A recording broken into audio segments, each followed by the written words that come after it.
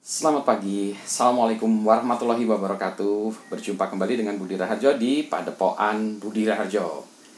Kali ini kita akan membahas tentang diaspora Indonesia dan ketakutan kembali ke Indonesia. Jadi diaspora Indonesia itu adalah masyarakat Indonesia yang tinggal di luar negeri. Ada banyak kawan-kawan kita, saudara-saudara kita yang berada di luar negeri, baik sekolah ataupun bekerja di sana gitu ya. Ada yang sekolahnya sampai tinggi, menuntut ilmu S1, S2, S3, S4, S5, S7, itu salah, itu Samsung ya. Tapi pada prinsipnya gini, mereka sudah lama tinggal di luar negeri dan mereka sudah merasa terbiasa. Mau dibilang nyaman nanti takut dianggap wah menghina, di Indonesia tidak nyaman. Ya, sudah terbiasa dengan pola kehidupan di luar negeri. Tentu saja dengan pola-pola, maksudnya pola bekerja, pola meneliti kalau di kampus, di lembaga penelitian gitu ya. Nah kemudian mereka kalau ditanya apakah mau kembali ke Indonesia, nah mereka banyak yang bingung sebetulnya. Mereka ingin kembali ke Indonesia tapi bingung, ragu, khawatir ya. Jadi nanti kalau saya kembali ke Indonesia gimana? Apakah ada tempat atau lapangan pekerjaan yang dapat memanfaatkan apa yang setelah saya teliti? Saya udah lama meneliti, puluhan tahun, mungkin nggak puluhan tahun ya, tahunan meneliti untuk S3 saya, bidang saya yang ini. Tapi di Indonesia nanti ada nggak yang bisa memanfaatkan itu gitu ya? Atau saya tidak suka dengan masalah administrasi. Nanti kalau di Indonesia kerjaan saya ngurusin masalah administrasi gitu ya. Itu ya, dan banyak concern yang lain. Saya bisa hidup nggak di Indonesia dan seterusnya gitu ya. Kekhawatiran ini menurut saya wajar ya. Itu juga saya alami. Jadi saya juga termasuk yang sempat tinggal lama di luar negeri, tepatnya di Kanada. Seingat saya lebih dari 10 tahun, mendekati 11 tahun tinggal di Kanada. Sama juga, saya awal-awalnya tidak ada rasa kekhawatiran pulang lagi ke Indonesia atau enggak ya gitu. Malah udah kelamaan ya tinggal di luar negeri. Jadi bahkan waktu sebelum saya mau memutuskan pulang ke Indonesia, saya tanya ini ya ke teman-teman saya yang kami sudah bekerja segala macam. Saya bilang ke teman saya, if I cannot make it in Indonesia, can I come back and work here or work in your company atau apa gitu. Tentu saja teman-teman saya bilang sure, don't worry itu. Kenapa ya? Karena memang kami berteman dengan teman-teman di sana. Don't worry if you decided to go back here, I'll give you a job. Karena kebetulan banyak pertemanan saya di mana-mana ya.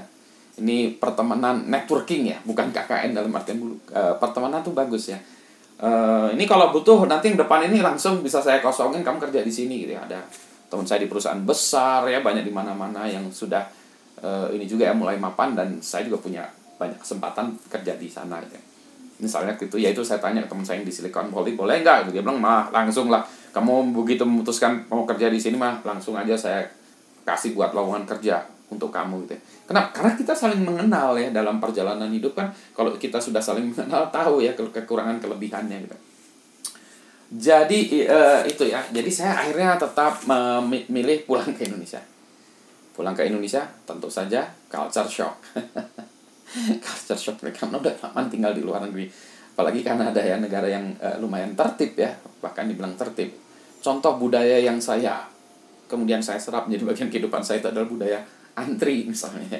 Jadi kalau di Indonesia ini saya paling kesel kalau ada orang nggak bisa antri gitu ya. Kadang-kadang saya ngamuk-ngamuk gitu, tapi ngamuknya saya pakai bahasa Inggris supaya orangnya nggak merasa sakit hati. Saya maki-maki pakai bahasa Inggris. Kalau pakai bahasa Indonesia saya bilang, maaf mas, ini saya ngantri di belakang, masih antrian di belakang ya. Jadi saya termasuk yang kayak gitu. Ada lagi budaya defensive driver, artinya saya kalau nyetir jadi lebih banyak ngalah ya. Oke, mangga kasih jalan ke orang gitu ya. Kan udah biasa aja di sana. Nah itu kebawa sampai di sini gitu ya. Jadi itu gitu. Dan juga budaya bekerja tentu saja working ethics menjadi tinggi ya. Saya termasuk yang tidak suka masalah administratif. Jadi kayak concern tadi, wah nanti kalau saya gini-gini, dan kenyataannya memang begitu. Sampai di Indonesia ada banyak urusan administratif. Jadilah harus kepala lab, ini ketua departemen, dekan, rektor segala macam gitu. Saya nggak suka. Aduh, Jadi gimana? Saya melawan ya. Jadi saya tetap konsisten dengan cara saya. Saya tidak suka dengan cara-cara begitu. Tentu saja ada implikasinya. Ya, saya mungkin termasuk yang ekstrim, sebagian besar tidak, tapi saya termasuk yang ekstrim. Tapi ini untuk menunjukkan bahwa ekstrim pun bisa jalan. Jadi saya, kalau orang ini balelo ya, renegade. Jadi akhirnya yaitu suatu saat bahkan gaji saya berhenti ya, karena status saya yang tidak jelas, gaji saya berhenti. Tapi saya tetap bekerja. Karena saya punya prinsip bahwa rezeki mah udah ada yang ngatur dari atas sana ya. Jadi jangan khawatir soal itu ya. Gimana kita aja ya berusahanya mau lewat jalur yang mana, rezeki mah udah ada yang ngatur. Yang berikutnya lagi, akhirnya saya memutuskan diri untuk mengundurkan diri dari PNS ya, karena waktu itu status saya tidak jelas dan mungkin cara saya berpikir berbeda ya dengan itu. Jadi saya itu. Tapi bisa hidup nggak? Bisa. Bisa. Dan bahkan bukan hanya sekedar bisa hidup. Boleh dikatakan saya termasuk yang sukses ya, thriving in this world. Jadi saya merasa bersyukur malah saya kembali ke Indonesia, karena selain saya bisa memberikan kontribusi ke Indonesia, saya juga nggak susah-susah amat gitu. Tapi dengan cara hidup saya. Nah, tentu saja ada tadi ya konsekuensinya, tadi ada percussionnya tadi ya, konsekuensinya. Jadi misalnya contoh ya, saya termasuk yang tadi ya, makanya saya tidak suka menjabat jabatan-jabatan, dan itu butuh keteguhan keras ya. Saya tidak mau ini ditawarin jadi dekan, nggak mau, jadi rektor nggak mau, bahkan pada saatnya saya ditawarin juga menjadi menteri, nggak mau gitu kan.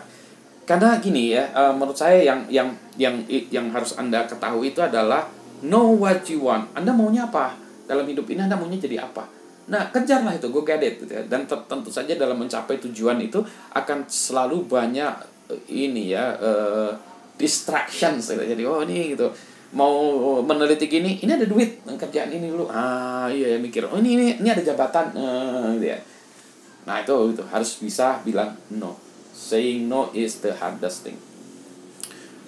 Konsekuensi lain, misalnya saya tidak terlalu mengejar menjadi profesor, meskipun banyak teman-teman saya yang sering ngeledek ya, jadi manggil saya Profesor Budi, Prof Bud gitu ya, segala macam ya. Yaitu mungkin panggilan kesayangan aja, tapi sesungguhnya ya itu dia. Kawan-kawan saya sudah profesor, tapi memang itu bukan yang saya inginkan. It's not what I want ya. Yang lain-lain itu adalah by product. Saya senangnya adalah ini ya. Saya ingin menjadi technopreneur ya, menjadi contoh. Nah, meneliti contohnya juga, ini ada pada masanya saya tidak punya NIDN. Kalau Indonesia mau dapat dana penelitian dari pemerintah harus punya NIDN. Ya, administratif itu penting ya itu. Jadi memang harus diikuti. Nah, kalau nggak mengikuti ya ada konsekuensinya. Saya tidak mengikuti. Ada konsekuensinya. Saya tidak bisa mendapatkan dana penelitian dari pemerintah. Apakah lantas itu berusaha menjadikan halangan untuk saya berhenti? Tidak. Saya tetap meneliti. Kalau Anda cek, bisa dicek ya, Google Scholar saya tuh oke. Saya punya mahasiswa peneliti. Jadi saya mendapat dana penelitian dari mana-mana. Dari kantong sendiri, dari kantongnya orang lain, dari kantongnya ini, diikut sertakan ini itu gitu ya. Jadi lumayan lah ya. Jadi saya memang hobi meneliti. Jadi meneliti itu bukan karena kalau dapat duit meneliti, kalau enggak. It has to be in your blood. Jadi harus menjadi bagian dari kita. Saya memang hobi meneliti gitu ya. Jadi tidak disuruh pun saya meneliti, nulis disuruh pun saya menulis, meskipun saya juga tidak ngarah kepada publish di jurnal ini, enggak gitu ya. Saya ingin publish penelitian saya kepada dunia melalui mahasiswa saya, peneliti saya, melalui perusahaan saya gitu. Jadi bisa gitu ya. Jadi poin saya adalah bisa ya. Jadi khawatir boleh, tapi ini saya menjadi contoh ya mungkin bagi teman-teman bahwa bisa kembali di Indonesia dan menjadi sukses di Indonesia dengan cara kita, kalau masih tetap mau cara gitu, atau mau berubah, kebanyakan sih berubah ya, kemudian mengadopsi dengan cara di Indonesia. Jangan terlalu khawatir. Nah begini, saran saya bagi teman-teman yang masih berada di luar negeri, diaspora gitu, be good at what you are gitu ya, be good at what you do ya. Jadi apakah Anda memang yang terbaik di sana? Are you the best in your field? Nah itu dia, pastikan dulu. Jangan sampai ya Anda sebetulnya ya di sana tuh cuma ya sekedar dari luar negeri aja gitu ya. Kembali ke Indonesia pun nggak ngaruh gitu, karena Anda tidak buat perubahan, bukan yang terbaik ya. Anda harus yang terbaik di sana gitu. Jadi terbaik. Jadi top berapa? Top 100 dunia gitu ya. Wah luar biasa itu ya. Pastikan itu ya. Sehingga nanti Anda punya suara. Bukan yang di Indonesia, tapi di suara di luar negeri, ya Anda dikenal sebagai itu. Kemudian yang kedua, kebanyakan orang Indonesia di luar negeri itu pengalamannya sebagai mahasiswa ya, yang banyak tuh sebagai student atau sebagai pegawai. Maka kembali ke Indonesia, ya dia cuma pengalaman jadi student atau jadi mahasiswa. Dia tidak punya pengalaman mengelola sekolahan ya. Ya mungkin jadi ngeliat-liat, oh kalau sekolahan kayak gini, sekolah saya dulu kayak gini, dia ya nebak-nebak, tapi dia kan belum pernah menjadi dekan di luar negeri, jadi dia tidak tahu suka dukanya menjadi dekan di luar negeri, karena ada permasalahan-permasalahan itu bagaimana menerima research grant. Belum lah yang peneliti, Anda tidak punya pengalaman menjadi ini ketua pusat penelitian, cobalah Anda menjadi ketua pusat penelitian misalnya apa, CERN, JPL atau apa ya, pusat penelitian Anda menjadi top manajersnya di sana. Nah itu keren, kenapa? Karena Anda belajar bagaimana mengalokasikan dana, bagaimana untuk terkait dengan masalah intellectual property, bagaimana melakukan teknologi licensing dan lain sebagainya ya. Karena tentu saja ada suka dukanya. Pelajar seperti itu tuh harus biasa di luar negeri gitu. Nah ini Anda jadi rektor kalau bisa, Anda jadi bos. Pak Habibie itu menjadi seseorang, he is something di luar negeri gitu ya. Jadi memang dia jagoan gitu. Jadi kenapa kita bangga punya Habibie? Karena dia memang jagoan, secara keilmuan jagoan, dan perusahaan pun jagoan. Ya, jadi tidak ada yang salah dari B.J. Habibie itu, Pak Habibie, karena memang he is good gitu at what he does or ya. Doakan Pak Habibie ya. Nah ini ya, Anda harus jadi kayak Habibie gitu, jadi puncak pimpinan, sehingga nanti Anda kembali, Anda punya suara, dan bahkan membawa perusahaan Anda, membawa kampus Anda ke Indonesia, bahkan membawa orang Indonesia ke kampus Anda menjadi ini. Jadi itu ya, ada gitu. Nah berikutnya lagi yang nomor 3, pertahankan kontak di sana ya, pertemanan, kontak. Kenapa? Jadi ini nanti kontak-kontak ini bisa menjadi sumber pendanaan ya. Misalnya Anda melakukan penelitian, cari pendanaan dari luar negeri. Lupakanlah cari pendanaan dari Indonesia, cari dari luar negeri. Anda deal bisnis dengan kolega Anda, teman Anda, profesor Anda di luar negeri, sehingga keep kontak ya, selalu jaga itu, sehingga nanti di Indonesia pun Anda hanya memang secara fisik di Indonesia, tapi secara proses bisnis, proses penelitian Anda menjadi masih bagian dari jejaring ya, atau value chain atau jejaring yang luar negeri, global ini ya. Dengan kata lain, mandirilah di Indonesia ya. Jangan terlalu banyak berharap dari negara ini. Ya kita boleh berharap ya, tapi kita jangan terlalu berharap banyak. Jadi ingat